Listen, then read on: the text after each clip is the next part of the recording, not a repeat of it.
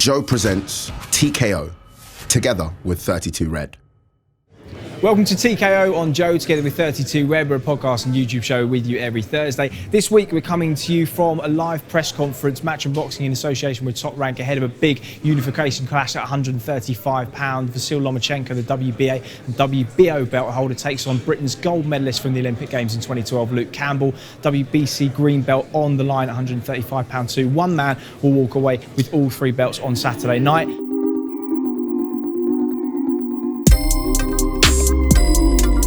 Well, ladies and gentlemen, good afternoon and welcome to the final press conference for what will be one of the big boxing events of the year. A main event the world has been waiting for. An outstanding contest.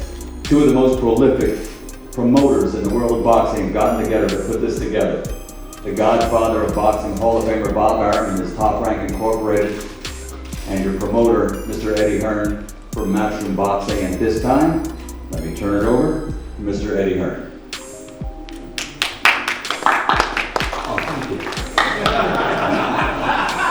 That was Team Lomachenko down there.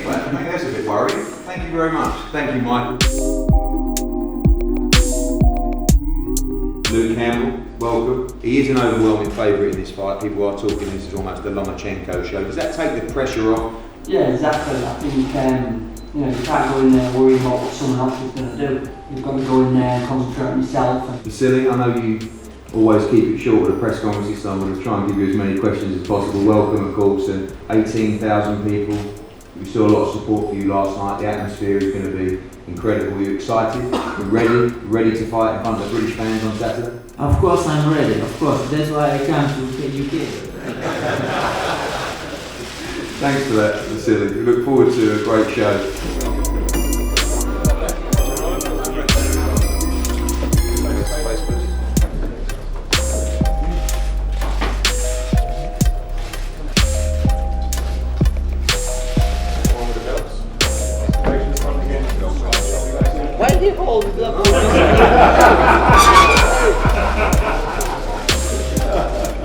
I am so pleased to say that Carl Frampton is back with us because we've missed you for so long. Someone commented on one of the YouTube videos. He said, "Is it true that Carl has quit the show?" And I said, "Absolutely not." Is it true? So where does that come from? Like, I don't know, mate. Just because maybe they'd just because seen... it wasn't on, but like, someone said Frampton's quit the show. Yeah, Someone's yeah. made that lie up. Exactly. Yeah. Someone's made the lie. I quashed the lie, and it's good to have you back. So for whoever it was that was asking, Carl is back with us.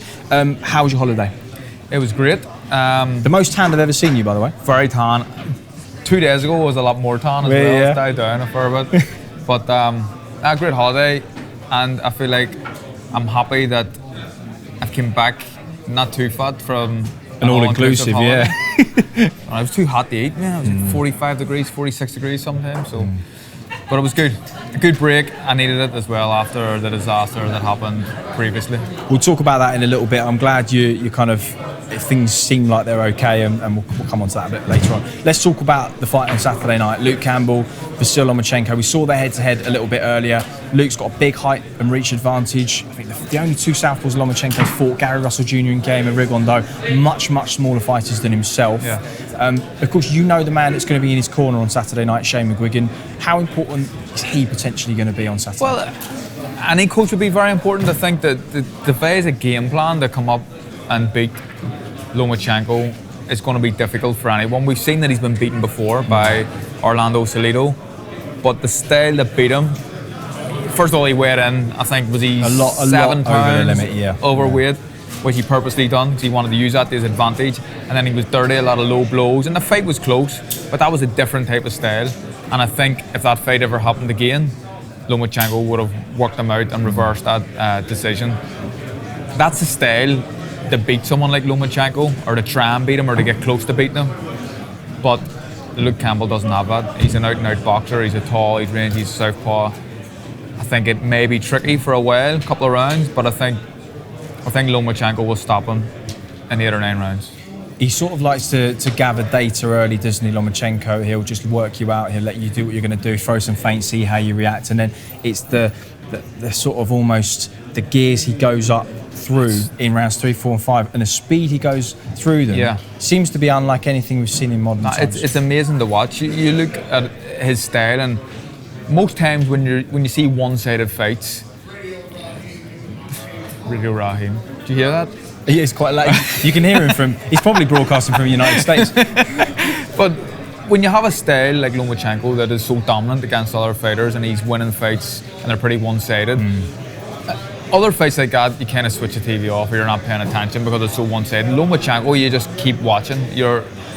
He's always dominating opponents and he's winning fights pretty comfortably, but you just can't take your eyes off him. And I think we should be privileged as boxing fans that we're witnessing this. I'm honoured to be sitting ringside here, like watching this fight. I cannot wait to see it. I've never been as excited about being at a fight ever before, and I've been to some big fights. I think we're seeing an all-time great, someone that's going to be spoken the same breath as guys like Ray Leonard, as guys like Ali, as guys like Mike Tyson in 30, 40, 50 years' time. Well, you got to catch up with him earlier on today. Let's have a listen to what Vasiliy Lomachenko said when he caught up with Carl earlier on this morning. Hello, Vasiliy. Hi. Thanks very much for coming on the show. I know you're pretty busy, so we'll get straight to it. You have fought in the UK before as an amateur. You won the Olympic Games here. You've been to some big fights in the UK. Your friend Alexander Usyk. What is it going to be like to make a professional debut here in London? You know, I think a lot of people come to O2 Arena, a lot of fans who love boxing. I think it will be a very unbelievable atmosphere. Okay. You said that you want to become undisputed at 135. Is the plan then after that to move to 140? No. Maybe after that I come back, go down 130. Really? Yeah, 130? because it's my this weight class is more comfortable for me, and it's more easy for me because 135 it's not my weight, and as you see, all my opponents they are bigger than me. Yeah. They have bigger reach, so for me comfortable it's 130. Okay. I'm sure you've seen that Floyd Mayweather has said that he's going to wait until you get old to allow Gervonta Davis to fight you. How do you feel about them comments? I don't care because I know myself, I know my goal, I know my dream, and this is my life, and I want to come back 130 and fight with Gervonta Davis and show for all people who talking about my age. Yeah. Finally, in my opinion and everyone's opinion, you have the best feet work in boxing. Thank you. I look at young kids and when they ask me for advice, I say, don't copy Lomachenko, he's too good. What would your advice be to a young kid on how to improve footwork? You know, my opinion, you need train every day, and you need use different sports. It's a football, it's all sports where you use your feet. Yeah. So if you train different sports, it's help you in a boxing. Okay, and when we're a busy man, so that's everything. That's all the questions. Thank Cool. you for coming on the show. Thank you. So Lomachenko there indicating if all goes well over the next 12 months that he'll be looking to move back down rather than go up. I mean, we saw the head-to-head, he looked very, very small up against Luke Campbell, so really we're seeing 135 as his limit. I guess great to get an opportunity to speak to him. What did you make of his comments about going down and setting up a few fights there? It was really interesting, and I kind of earwigged in an interview that John Denham was doing as well with Bob Arum, and he said that they're talking about potentially a fight at some point down the stage at 126, back down to 126 for Lomachenko against Inoue, which would be, wow, what a fight that would be. Imagine in sort of Tokyo or somewhere over there. Of course, and what an exciting fight. But I can't see anyone in the round-in divisions beating Lomachenko. I know he's a great fighter, he's coming up through the weights, but I don't even think someone like him, who's being feared in them sort of weight divisions by a lot of people, I don't think he has a chance against Lomachenko. Well, you think how good Rigondeaux was and Gary Russell Jr. is, and those guys at 126. I mean, I know Rigondeaux came up a couple of weights to fight him, but they couldn't get anywhere near him. Size was a factor, and when you're as good as he is and you move as well as he does, I think a lot of those other attributes that those guys have are negated by just the wizardry that he displays. And that wizardry, if that's a word, that is the word that I would use for Lomachenko. He's a quality fighter, and he's got a completely unique style. Like, you can't really compare him to any fighter that's ever been before, because there's no one with a style like him. I just love watching him. Really love watching him. I'd love to spar him, just to see if I could hit him. Yeah. Lucas had obviously Josh Taylor for sparring, who's the weight above, but again, a very slick southpaw. There's lots of combinations. You're never going to be able to replicate somebody like Lomachenko because of his uniqueness, but that's not bad preparation. No, I think that you're never going to be able to completely replicate someone, but I think that is probably, in terms of any sparring you could get anywhere in the world, that's probably ideal preparation for Lomachenko. Josh Taylor's a quality fighter. He's similar attributes to Lomachenko. Not the same type of fighter completely, but I don't know another fighter who is as similar to Lomachenko in the world. Egis Klimas summed it up very well at the press conference. He said, this is also a good show of solidarity, two promoters working together. This will be the third show Eddie and Bob have done together this year. Krolla Lomachenko, of course, and then Hooker Ramirez, and now this on Saturday night.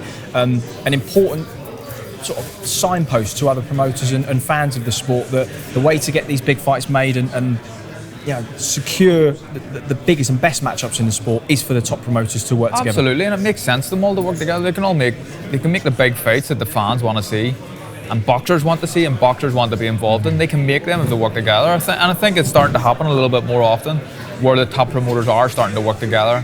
Apart from a few, I don't want to mention anyone, but there's a few that kind of like to do it their own way still. But hopefully the tide's changing, and we'll start to see all the promoters working together to make boxing what it should be, and the exciting sport that it used to be. So big fight on Saturday night then, and the other man on the other side of the promotional table is Bob Arum, flown all over the world this year, over 50 years as a boxing promoter. Of course, he sits behind Vasiliy Lomachenko this Saturday night, and Carl and I were very privileged to catch up with him earlier on this morning. Well, Bob, thank you very much for taking time out of your busy schedule. Pleasure to be here. Pleasure to have you here. Carl, good to see you back as well. Thanks, and man. I didn't realise this is the first time that you two have met, is that right? Yeah, it is. I was going to be at his fight in Philadelphia when the freakiest accident in my history occurred, when a building fell down on his hand. I mean, something really, anything can happen in this sport. Although I think you said earlier you haven't seen anything quite like that in 50 years. Never ever happened like that. If it didn't happen to me, I wouldn't have believed it. I would have said, bullshit, he's lying. Yeah. All right, how is it then? I seen a specialist last night, and it's on the mend. So it was a pretty clean break. He reckons 3 or 4 weeks, probably 4 weeks, and I can start back light punching again. So I'd be looking to get out hopefully before the end of the year, and this man beside me is going to help me, I think. Yeah, we either will get it in before the end of the year, probably the beginning of January. Maybe the first or second week in January, we have a date that we've tentatively penciled Carl in for. Do you have any idea who that would be against? Again, that's over my pay grade. Okay. But a very, very credible fighter, because I think and I know there are many opportunities for Carl, whether it's at featherweight or more likely at 130, because we have under our banner at Top Rank 2 of the 130-pound champions, Herring, the Fighting Marine, and Belchert, who's fighting a tough fight with Sosa, who was on the undercard of Carl's fight in Philadelphia. Is 130 pounds going to be too much of a stretch for you size-wise, or Don't do you think so. think that will be okay? I'm used to, the guys are bigger. They are bigger than me, but I've been fighting guys that are bigger than me my whole career. So I'm not, although I'm short, I'm not a small featherweight. I'm pretty compact. And it's not easy to do featherweight, so if an opportunity came up for me at 130, it gives me a chance to become a 3-weight world champion, and the only man on the island of Ireland to ever do it, which is which would be amazing.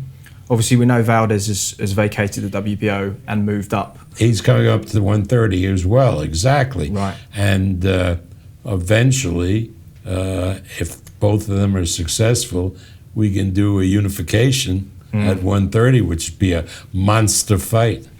Because, of course, being the WBO champ, he will be automatically, if he wants to, Jamal Herring's mandatory.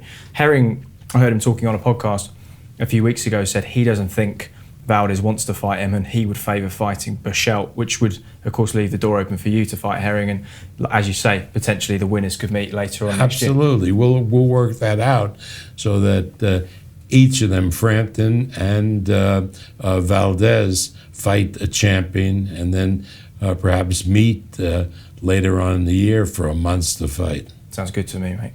Sounds good to me. Good to me too. So, Bob, you have been in boxing for over 50 years. Yeah, a lot over 50. I think I'm right in saying the first fight you worked on in a promotional capacity was Ali against Chavala in '66. Yeah, March of '66. Oh, he knows the month, wow. 50 years later, what is it that keeps you getting out of bed in the morning? Well, you know, boxing is a great sport, and it's a great sport because it's an individual sport. The sportsmen in the sport of boxing are on their own. When they have trainers and so forth, but when the bell rings, you know, they're on their own. And it's a wonderful thing to promote, and it's a wonderful sport to watch.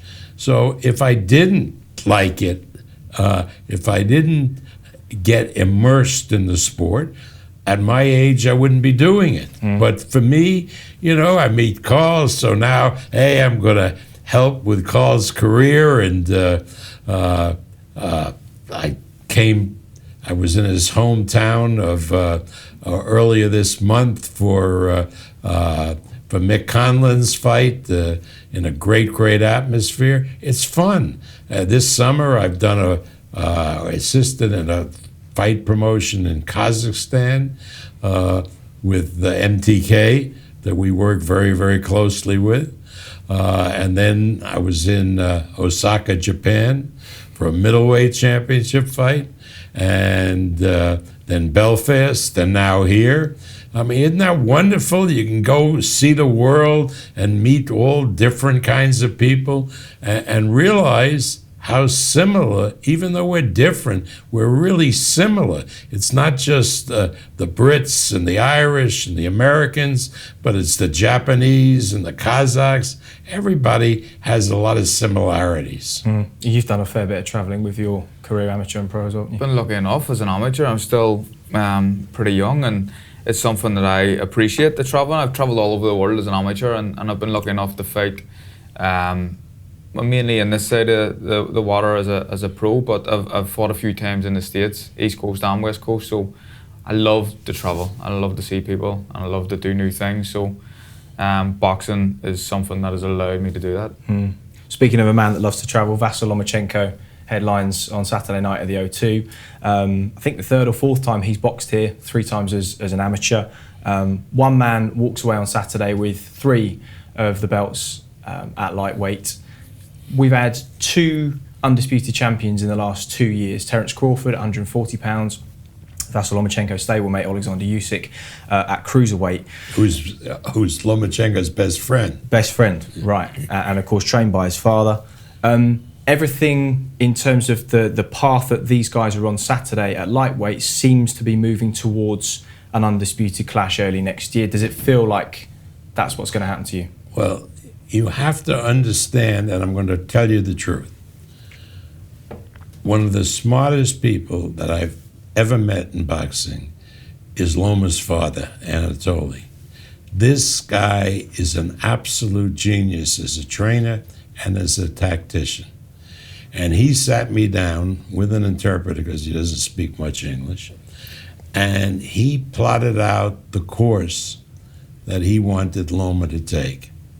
You know, Loma was the WBO champion, and then he fought Linares for the BA. And then the question is, because Loma goal was to win all 4 titles. Who he would go for, Comey or Campbell. And my idea was to put Campbell with Teofimo Lopez and have Loma go after Comey. And the father said no. There was no way, the father said, that Teofimo Lopez would beat Campbell. No way. Wow. And he thought there was a chance that Lopez could beat Comey, and a Lopez fight against Loma would be a major pay-per-view fight in the United States. So I can't take credit for this bet. The credit goes to Vasiliy's father, who is an absolute, for me, it is such a pleasure talking with that man. It's interesting that he thought he wouldn't beat he wouldn't beat Campbell. Yeah. Yeah. Well, he's highly touted, isn't he, Teofimo Lopez in the States? One of Dave McWater's fighters. Exactly correct. Yeah. And he's a very, very good fighter, and he fights for us. And but Anatoly saw something that he said it would be too dangerous to put Lopez in with Campbell, which meant to me that he has tremendous respect for Campbell. Yeah, it's very interesting. Lopez and Comey are on a collision course. The rumoured date is December 14th at Madison Square Garden. Is that a confirmed date at this point? I don't know what confirmed means. That's on our board. It is confirmed. We hope to have. Let me explain December 14th. We have in the United States, we're crazy about college football. And on December 14th this year, they will be awarding, it's an annual thing, the best college football player. It gets a huge television rating. And it's done in New York. And a few blocks from Madison Square Garden, where people can walk over from that awards ceremony to come to Madison Square Garden for a big fight. So we are planning a tremendous triple header in Madison Square Garden. Mick Conlon will be one of the fights, maybe against the Russian if he's recovered. That would be interesting. And Terence Crawford, hopefully, will be on that card, and Comey and Lopez. Big, big event. Yeah, that's what we're planning for December 14th. It's the last show of the year, and it traditionally, whether it's December 7th or 14th, depending on when the Heisman is awarded, gets the biggest ratings for boxing. You're watching TKO, together with 32 Red. Let's talk a little bit about rivalries in boxing promotion over the years. You and Don King famously were head-to-head for so many of those years in the golden eras of boxing. These days, some of those promotional divides can get in the way of, certainly in the UK, there is a line drawn and fighters don't really tend to step over it. You and Eddie have worked together a couple of times this year, Hooker Ramirez, which turned out to be a great event. You'll work together again on Saturday night. How important is it going forwards that promoters extend that olive branch and decide to work together for the good of sport? Well, it's idiocy for promoters not to work together. Makes absolutely no sense. Now, it's true that King and I were tremendous rivals, but King and I knew enough to work together to make big fights, whether it was Leonard and Duran or De La Hoya and Trinidad, and lesser fights. And the thing, no matter what we thought of each other, we could always figure out what the other guy was doing so we could play off each other. So when the fight happened, it was even bigger than it would ordinarily have been. So that was, King was very, very clever.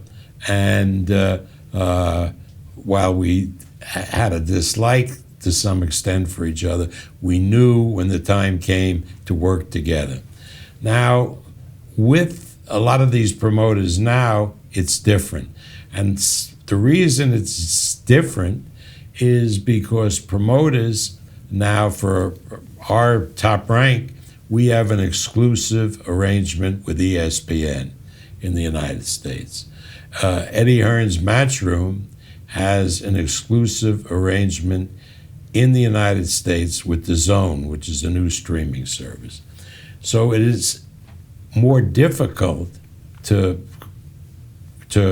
do fights together. But we have found a way not to interfere with each other and yet work together. Let me give you an example. Lomachenko is one of the premium fighters on ESPN. When Krolla somehow became the mandatory to Lomachenko, Eddie could have forced us to purse bid, could have maybe outbid us, put the fight on DAZN. The guy who runs DAZN now is a good friend of ours, John Skipper, and he wouldn't have any of that. So Eddie got more money than he deserved for Krolla, but were able to make that fight on ESPN. Now this fight with Campbell and Lomachenko, instead of going to war, we figured out how to do it. And the way we did it is Eddie would have the rights for England, plus put the fight on in England, but the fight would be televised in the United States on ESPN Plus. So you can work it out. But I think the difficulty we've had is with PBC, with Heyman. Heyman doesn't like to work together with any promoter, but we're going to be working together for the Fury-Wilder championship and the rematch, both fights having been signed, starting next year, early next year. So maybe that will break the ice, and that will lead to the ability to put together in the welterweight division the fight that everybody wants to see, his Spence against Bud Crawford. Yeah. Who do you think wins that fight? It's a difficult one to call. Two of my favourite fighters on the planet at the minute, along with the man that we're here to see at the weekend as well, Lomachenko. So that's one of them fights where I think I'd probably change my mind 20 times. So I'll leave it until closer to the date, and then I'll pick one. But it's right down the middle for me. Bob talking a lot of sense about working together in promotional sense. We've seen Billy Joe Saunders recently take the move over to Matchroom. Rumours that Callum Smith is maybe touting offers from other promoters as well because he's not happy. Has it ever affected you as a fighter being on one side of the promotional divide? And can you remember any opportunities that maybe you weren't able to? Well, it took a pretty long time to make the Quake fight. Yeah. And the Quake fight for me, it turned into, it was a unification fight when it eventually happened, but so it probably worked out well. It should have been a fight for the British title. I was talking about fighting Scott Quigg for quite a long time. Apart from that, not really, no. I haven't affected too much by it.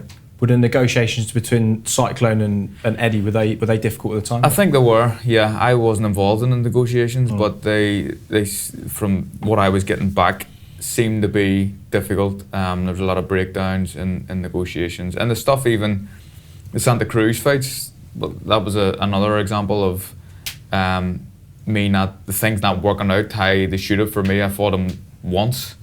I fought him straight away in the rematch, and we're still waiting on the rubber match, which I don't think will ever happen now. Be nice though, wouldn't it? It would be nice. Bob, you've known Eddie for a number of years, since he was young. I worked with his father. Yeah. Eddie was a little guy, young guy then, not little, he was always a tall kid, but he was a young guy, so I've known Eddie for a long time. What do you make of him as a man, as a promoter? Well, a promoter, I think it would be inappropriate for me to judge. And he's a good man, but his problem has been that he went over to the United States, and like a lot of people who come to the United States, they emulate the top guy in the United States, the president. So Eddie has picked up a lot of traits of Trump. says a lot of stuff that's absolutely outrageous, like Trump. I always have felt that Eddie would have been better off when he came to the United States if Obama had been president. So he would have spoken in a lot more reasonable way. But, Eddie has become, to a large extent, everybody laughs at him. The one thing about Eddie you can say is that he'll give as good as he gets, and he will take a joke. So you can put it on Eddie a bit, and he's got a sense of humour. Well, he does. The best example of that was when my good friend Tommy Coyle pulled his pants down in a hotel lobby in Boston. Well, you're not getting away with that again with Frank Warren, for example. No, I don't think so. Not a chance.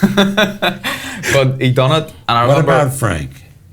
Well, Tommy Coyle, Carl's stablemate, pulled Eddie's shorts down at an airport on video a few months ago. I don't know if It you've was a seen this. hotel, it was a about a hotel year lobby, and it was all over the internet. And it was just before Tommy was fighting on one of Eddie's bills. And I remember thinking at the time, that's a risk. This is a big risk. But Eddie took it well. He did take it well. Yeah, Frank is a good guy, because I had lunch with Frank yesterday in a restaurant at Mayfair, and we started at 1 o'clock, and then some lawyer of Frank's came over, and we didn't end the lunch until 6 o'clock. Really? Telling stories. Yeah. Frank gets a bit of stick. Frank, I have nothing but good things to say about Frank Warren. He's been very good to me, and I've always got on pretty well with him. And obviously key to your link up with Bob. Yeah, link up with Bob as well. And MTK were the main reason with the link up with Bob. Obviously, Top Rank and MTK are working pretty closely now, so I'm very lucky and privileged to be in the position I am, considering I lost my last fight. It was a good fight, but I lost it. I lost it pretty convincingly. So to come out of that and link up with Top Rank, who in my opinion are the biggest promotional outfit on the planet, I'm pretty lucky. Good stuff. Well, fingers crossed for kind of a better start to next year than this one's been. Well, this was the freakiest thing ever. Wasn't it just? So, Bob, it is the time of the show which we always put upon our guests to do the 32-second challenge with 32 Red. This is Bob Arum. So I'm going to read you a list of words, and I want you to say the first thing that comes to mind. After each word? After each word. Okay. Okay. Muhammad Ali. The greatest of all time. Sugar Ray Leonard. A hell of a fighter, great man, I mean, it was a pleasure promoting him, and it's a pleasure being with him. Boxing promotion. Boxing promotion is an art. It really is. It seems easy, and people go into it all the time and fall on their ass. Floyd Mayweather. Good defensive fighter. Floyd, we promoted Floyd for 10 and a half years. Floyd had an idea of how he could promote himself, which I was just too old to understand, and Floyd was right, and he hit that urban market, made a lot of money. Manny Pacquiao.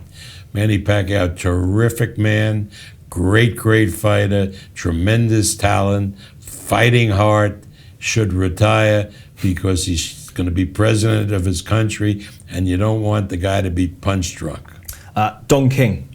Don King was a great rival, a terrific promoter, a guy who caused excitement any place he went, but he was and always has been a scoundrel. And finally, the sport of boxing. Sport of boxing is a great sport. Great young men and now women who give their all. There's no excuse. In American football, in your football, which we call soccer, you can always blame a teammate when you screw up. But in boxing, you can only blame yourself. Bob Arum, absolute pleasure. Thank you very much for joining us. Cheers. Bob Arum, 88 years of age this year, over 50 years in the game as a boxing promoter. And it's an unforgiving business, but he doesn't seem to have become disillusioned with it at any point. Still seems to have the love for the game that he had when he started. That's the impression I got when we spoke to him. You can tell that he loves the sport. Sounds like he loves boxers, and he understands how tough a sport it is. He's been in it for a very long time. As you said, he's coming 88 years old, and he's still traveling all over the world. He's in Kazakhstan recently. He's now in London. He was just back from a holiday in the Bahamas, I think he told us. Japan earlier this year as well, I think. he obviously loves the sport, and in my opinion, he's still the top promoter in the game. He's very much a guy that I think Eddie Hearn looks up to. Doesn't really have much choice. It's not often you see Eddie sort of put in his place by somebody, because he's a man that's good with words, but I think you have to respect somebody that's been in the game. Eddie was talking to us earlier and saying it was a kind of an open press conference where they were saying, what's your favourite moment? And he was saying Darren Barker's world title was one of my favourite personal moments. And they said, Bob, what was yours? And he said, well, probably a thriller in Manila, I think. and Eddie just said, well, what more can you really say, to that? Nah, he's very wise, he's very clever, he's completely switched on, and obviously you just have to respect. If you disrespect someone of Bob Arum's stature, then it's not going to go down pretty well for you. So he's admired all over the world. I'm lucky to be working with him now at the latter stage of my career. And Bob Arum, he's a Hall of Famer. He's one of the best to ever do it. He's promoted some of the biggest names in world boxing. And I could just listen to him all day. Yeah, me too. His stories are amazing. Elsewhere on Joe this week, you may remember earlier on this summer, former England rugby star James Haskell announced he was hanging up the boots. This week on House of Rugby, he announced he was moving to the sport of MMA. For years, I've been doing wrestling, bits of jiu-jitsu, bits of boxing and everything else like that. I've always done that. I've really enjoyed it. I was going to do the training anyway. And then when the Bellator opportunity came across, I said, you know what? I'd love to test myself. I'd love to see, am I tough? Am I not tough? What's the story? And I think that all the coaches from Shoot Fighters, I sat down with them, I talked to them about it. I said, listen, what's your vibe? Am I mad? And they felt that there was some real mileage in it. So I've just thrown myself into their hands. I'm already training pretty much 3-4 times a week already. Are you? By the time I get into the cage, will be dictated by kind of Bellator and by what my coaches at Shoot Fighters say and whether I'm ready. That kind of stuff's out of my hand. In this world, I've kind of gone back to being kind of an academy player, really. I'm do as I'm told. I don't really have much of a input, but everything about this was to make sure that I go on another journey, really. I think what an exciting chapter. The lightweight picture seems to be unfolding. 135 pounds here, Teofimo Lopez and Richard Comey. He's confirmed now he's going to be on December 14th. Yeah. The winner will fight the winner, and ultimately next year we should, all things being equal, have a lightweight undisputed world champion. Yeah, which we don't see very often in any weight division, someone owning all the belts. And if there's anyone in any division that I think will do it, it's probably Vasiliy Lomachenko. He's a quality fighter. I just can't speak highly enough of him. I love watching him. I think that the way he's went about his business, the way he does things, he's a character, he's funny, he's personable, he speaks well to the press, but he can fight. And I'm just excited. I think he's going to need to fight a vision. I think he'll do it in the next 2 fights. Well, listen, mate, if he does and he goes back down to 126 pounds, we found your next opponent, didn't we? I think I'll be retired by then. Yeah, I think not a bad shout. Carl, great to have you back, mate. Thanks for your time today. And thank you at home for watching TKO on Joe together with 32 Red. And we will see you again, as always, next week. You've been watching TKO on Joe together with 32 Red.